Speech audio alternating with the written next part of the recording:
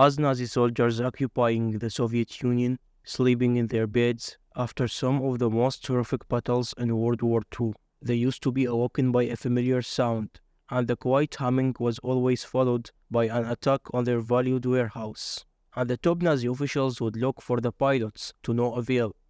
These enemies were so feared and hated by the Nazis that an offer was made that anyone who downed one of these pilots would receive the Iron Cross medal.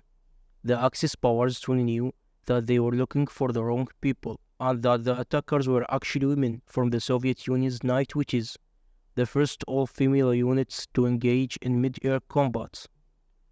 Women in service flying were popular in the 1930s Soviet Union, and thousands of women belonged to private flying clubs.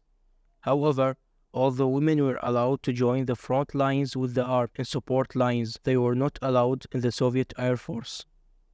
And many of them wanted to be pilots to fly and execute their own missions. From the beginning of the war, Soviet pilot Mariana Raskova began receiving letters from women all across the Soviet land about their interest in joining the men in the conflict. Then, in June of 1941, the Axis troops broke into Russia from the west. About 4 million troops attacked the Soviet Union during Operation Barbarossa, the largest invading force ever seen in the history of warfare, and one of the most horrific attacks of World War II. And then the Nazis and their allies were threatening to overtake Moscow, while Leningrad was under siege and the Red Army was struggling to keep the front strong.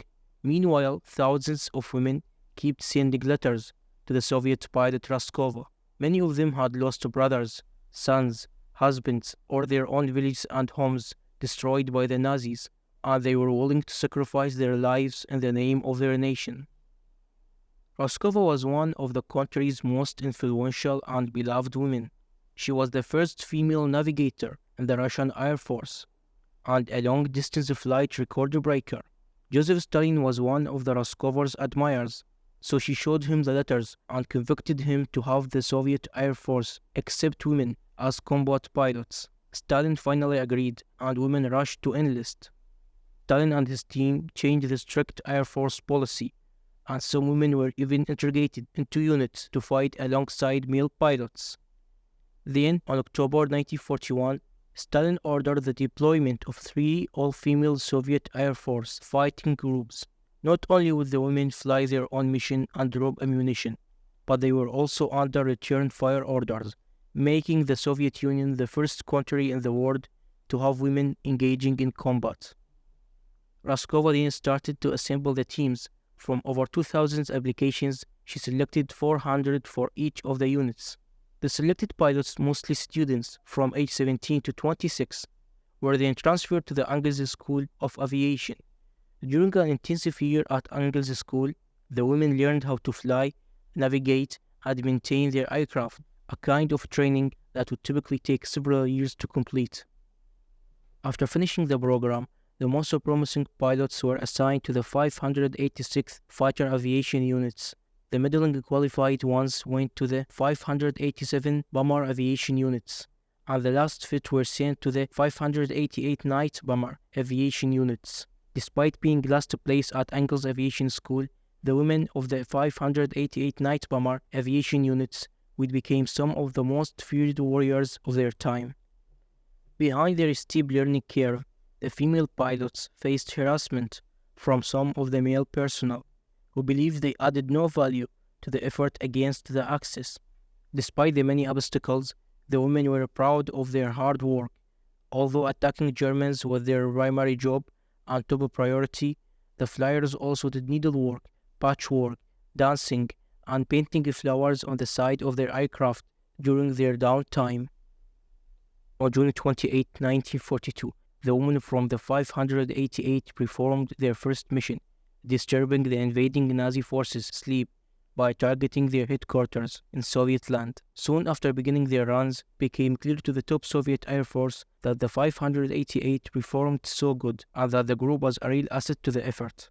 Each of their sorties was extremely dangerous, as the Germans surrounded their likely targets with the concerting circles of searching lights and flak guns, and because of that, the women created a strategy to foil the enemy and reach their targets. flying in groups of 3, each with a pilot up front and a navigator in the back. The first 2 aircraft would go into the area as a distraction to attract German spot lines, flying in circles.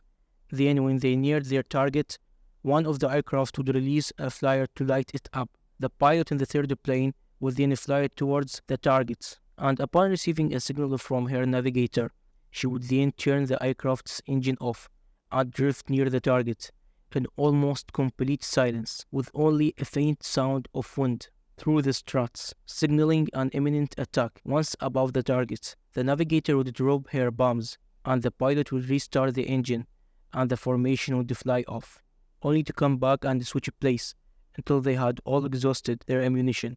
The 6-woman team would then return to base to reload their bombs, repair any damages, and refuel for the next sorties. The women from the 588 often flew up to 18 missions in a single night, sometimes receiving severe resistance from the enemy. On one occasion, Nadasa Babova, one of the most famous 588 pilots, returned from an operation with almost 50 bullet holes in her aircraft helmet and even her mob.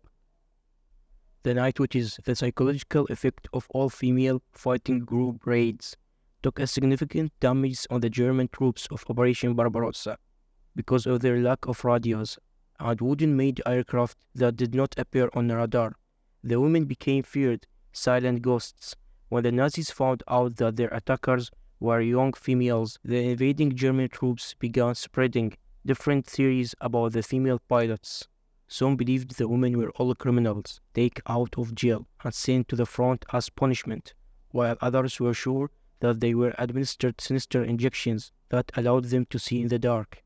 Because of the sound of the incoming aircraft with a turned-off engine, the Nazis gave the women of the 588 the nickname the Night Witches, as the noise was similar to sweeping brooms. The women of the 588 did not care about the insulting term and adopted the nickname with pride. After the Axis powers failed Operation Barbarossa, the 3 fighting groups continued to fly until May 4, 1945, only 3 days before Germany's surrender. Despite their successes, the Night Witches unit was disbanded 6 months after the end of World War II, and were not invited to attend Moscow's Victory Day in May of 1945 because the top leaders determined that their planes were too slow.